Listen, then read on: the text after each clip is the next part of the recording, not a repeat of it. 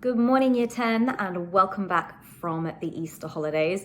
I hope it was restful. I hope that your families are well, and I hope that you are rearing to go with our new unit this half term. It is the UK's Evolving Human Landscape, and it is following on from the UK's physical landscape. It leads us to our next piece of fieldwork, which will be taking place in Stratford. It may happen this academic year, or it may happen in September, we shall see. But I just want to take you through a little bit of what you can expect this term, because the way that we're learning has changed quite dramatically in the last couple of weeks. So you are learning from home, and although, this provides us with some opportunities, there are drawbacks, and I really have to ask that you guys are putting in your absolute best effort into really learning from home. And the reason for that is that the exam boards have really given us no indication that there'll be any allowances for you guys as Year 10. So if you don't make the most of this learning time now, then there is going to be an issue going forwards, because I don't have time in September to come back to these units. So what we're learning now, super important, and I need you guys to give it your all. I'm going to just take you through some of what you can expect in this coming unit. But welcome to the UK's Evolving Human Landscapes. Couple of weeks, what we will be providing is this. Every lesson, you're going to get a presentation. You get 5 lessons a fortnight, so you'll get 5 presentations a fortnight, and they're going to be posted online each day that you would have had a lesson in our timetable. You're also going to get a digital worksheet for you to complete each lesson. If you really hate using the digital worksheet, or you don't have access to a laptop or a computer, you can choose to work in your book, but it is expected that you take photos of your work using your mobile phone and upload them to the Google Classroom app as evidence of your work, and attach them and submit it, just as if you were using the worksheets that I have given you.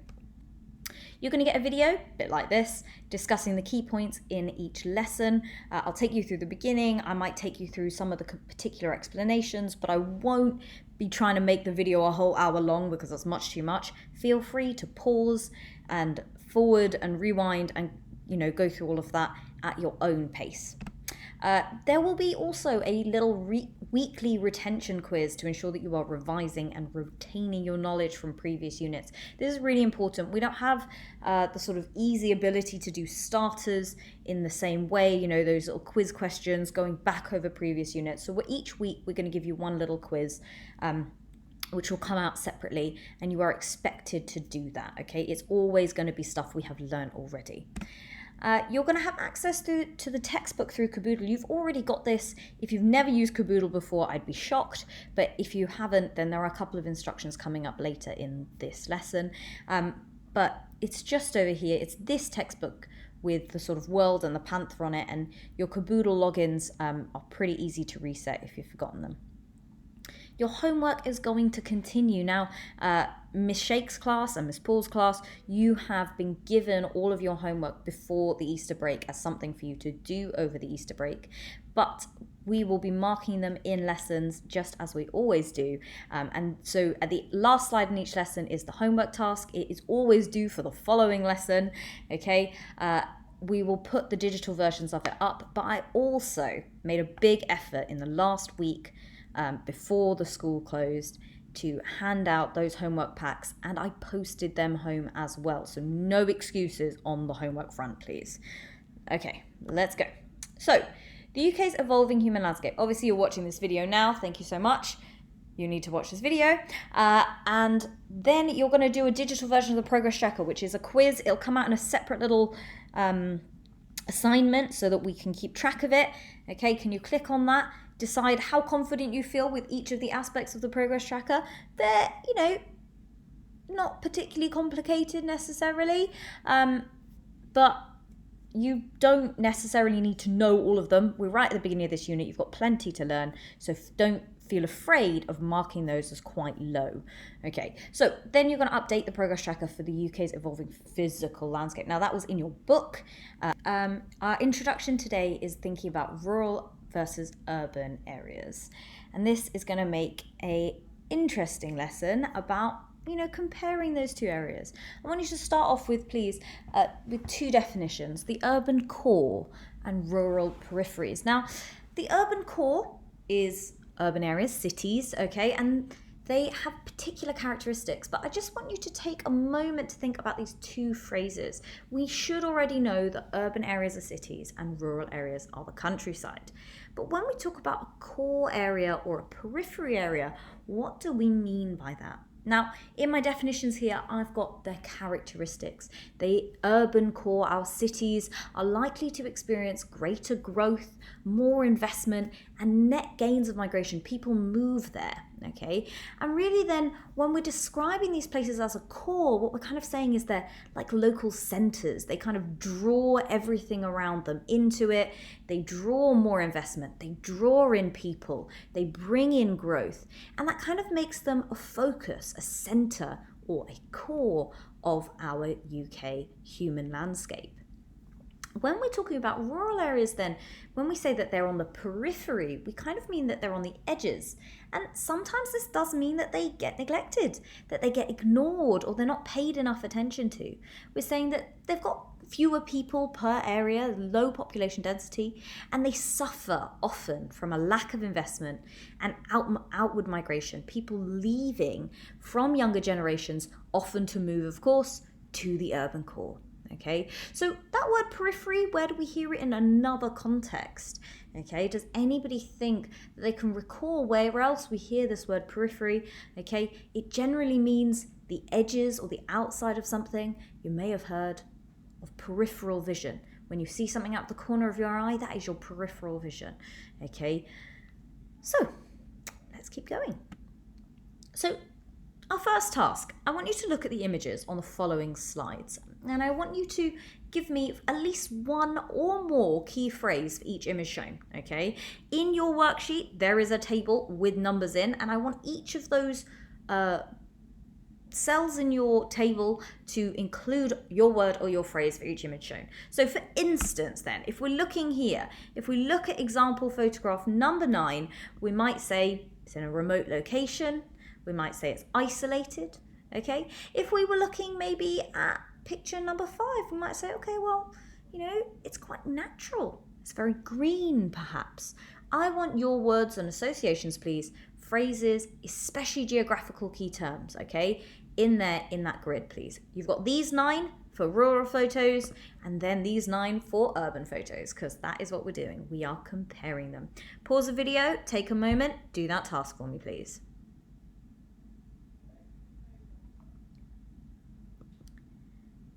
Okay, so when we talk about the core regions of the UK, we started off our lesson with that.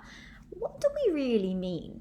Well, if you have a look at this image here, this is a chloropleth map. It has been color-coded with the data to show where we have high density populations living in the UK. And when we talk about core regions of the UK, some of the ones that are notable on here then are London in the southeast, and much of the southeast is coming up with clear colours on here because that is amongst our most densely populated regions of the UK. And then if we move a bit further north up to the Midlands, Birmingham and Manchester, okay, and their surrounding regions, we notice that the population densities are also high. These are, of course, our major cities, and so those are our urban cores. It's a little bit more up here for Glasgow and Edinburgh, okay, up here Newcastle, and over here in Northern Ireland, of course, don't forget that Northern Ireland is a part of the United Kingdom. This bit down here, this is the Republic of Ireland, a separate European country. Okay, and down here then in Wales near Cardiff, okay, that is where the highest density populations are. But much of the country, very low density of population. Much of Wales, very hilly, difficult to live in. Much of the southwest of England, down Cornwall, Devon and Dorset, relatively low populations, and much up here in the northwest, lower population densities. In fact, though, the urban areas only account for about 7% of the UK. This chloropleth map, with its larger regions, is quite misleading because it groups all of these areas together. The city that Manchester's in may only take up a tiny space, but we're making it appear to cover a much larger one by using a choropleth map. In fact, it only takes up 7% of the physical area of the UK. And that means that 93% of the UK is not urban and is therefore not crowded. And perhaps that comes as a surprise to you. Perhaps you think of the UK as being a very urban place. Now, this is not to undermine the fact that urban areas are really, really important. The UK's towns and cities, they drive the economy. They bring in the majority of our income, okay? They produce the majority of our exports. So they're really, really important. London alone produces 22% of the UK's annual GDP, even though it only has 13% of its population. So it has a disproportionately large impact on the UK, okay? So urban areas like this, Manchester, Birmingham, London, they're all known as the core regions of the UK. So having said that then, let's just look in a bit more detail then at what some of that land is used for. We've said that sort of 6 or 7% of the UK has been built on, okay? And this is a slightly more accurate map in terms of locating our urban areas, unlike this choropleth map that we had. Okay, the choropleth map is great for showing relative population density, but to see where our actual built up land is, okay, we can see it here. Now, in terms of natural land, however, you might notice that there really is a lot less than you might expect. Okay, our natural land is this dark green up here, obviously in the Highlands, okay, relatively untouched, some mountainous regions, particularly in Wales. But what then is all of this light green area, not urban, but still being used by humans? Well, it's farmland, because we are still a relatively large agricultural producer. We produce a lot of milk, wheat, and other products, okay? Although it's not very valuable to us in the economy, it is important in terms of food and national security, okay? So have a little study of this, these images, see how much it sort of changes your impression. If anybody was wondering where we got our sort of 7% figure from on the previous slide, that's because we're combining our green urban and our built on urban stuff in. And if we were to look at a really detailed map of London, we would see that actually London is a remarkably green city by comparison to those around the world. Now, there's just one other key term that I want you to have a think about before we get on with our next task, okay? It's this one called the Northern Powerhouse, okay? Now, the UK, you should already know, used to be very, very wealthy as a result of the British Empire. Now, we're still very wealthy, we're still in the top 10 economies in the world, but the source of this wealth has shifted. Okay, and with the shift away from the British Empire and away from the slave trade, many of our northern cities, which were built on, large industries such as shipbuilding, iron and steel manufacturing, coal mining, and cloth making, whether that's Liverpool for the ship making, Sheffield for its steel, and other places up north, these cities which were so wealthy in the past have really suffered from deindustrialization. We're going to look at this in a lot more detail later in the unit, but some of that deindustrialization is because much of our manufacturing industry, and that is our secondary industry, okay, what we would consider manufacturing secondary industries, has gone overseas. So although we still have some primary agricultural industries, okay, and we have lots and lots of tertiary service industries, our secondary industry has kind of gone overseas. But that doesn't mean that people have become less employed. It just means that we've changed the types of jobs that we do. Services like finance and marketing, they have grown a huge amount, and they are, of course, much better based in cities where people can live and work within close proximity to each other, and they don't need a huge amount of space to do so.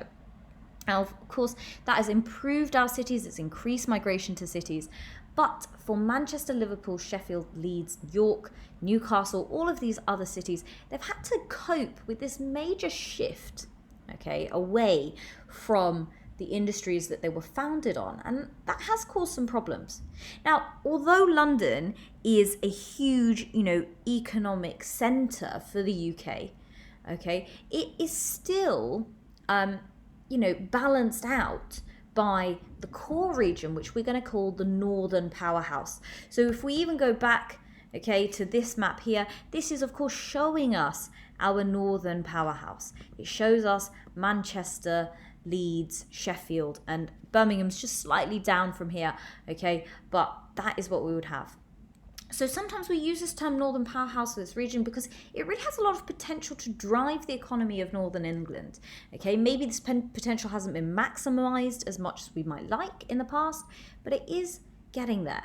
Okay, and lots of the UK's investment policy, the government's choices, particularly recently, HS2, High Speed Rail 2, have been really valuable in, trying to boost the Northern Powerhouse.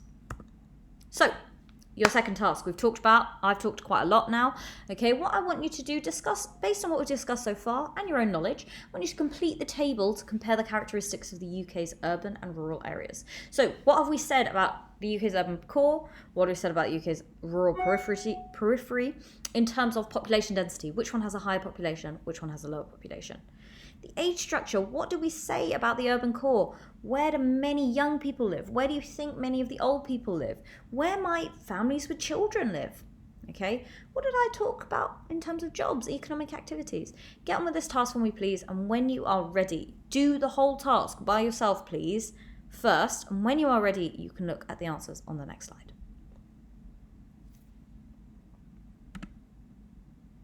So, have a look at our answers. Okay, some of the things that you might have had to make a guess about, but you may have worked out from the images we looked at earlier on. Okay, thinking about housing types, terraced housing, okay, tower blocks and flats, maximize the land use in cities where the land is valuable, it's expensive, and that means that people have to live in high densities. They can't afford everyone to have large gardens, okay, and lots of outdoor space, or to be detached from one another, though the houses are close together or they're built on top of each other.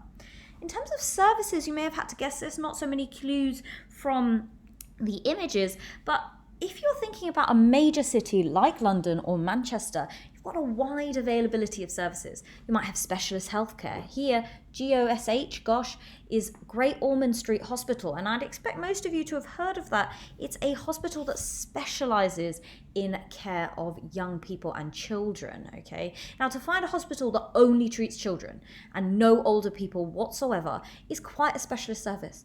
Equally, we have the Ear, Nose and Throat Hospital, okay? Or you've got Moorfields Eye Hospital in London, a hospital that does nothing but deal with eyes, okay? And that highly specialised service, if you had something very specifically wrong with you, you can access that in London.